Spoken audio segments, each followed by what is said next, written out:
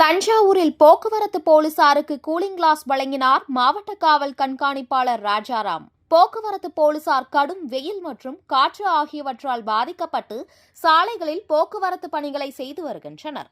இதன் மூலம் போக்குவரத்து போலீசாருக்கு வெயில் காலங்களில் வெப்பத்தின் தாக்கம் அதிகரித்து கண்கள் பாதிக்கப்படுகிறது.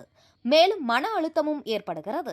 அதேபோல் காற்று காலத்தில் தூசி போலீசாரின் கண்களில் விழுந்து மிகவும் பாதிப்படைகின்றன.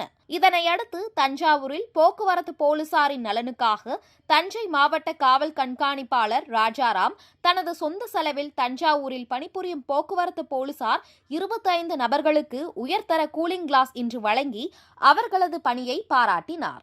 மேலும் அப்பகுதியில் சாலை ஓரத்தில் வயது முதிர்ந்த மூதாட்டி தனது பேரக்குழந்தையுடன் கவலையுடன் சாலையில் அமர்ந்து கொண்டிருந்த போது அவர்களை எஸ்பி ராஜாராம் நலம் விசாரித்து போக்குவரத்து போலீசிடம் அவர்களுக்கு உதவி செய்யுமாறு கேட்டுக்கொண்டார். இந்த செயல் அங்கிருந்தவர்களிடையே நெகிழ்ச்சியை ஏற்படுத்தியது.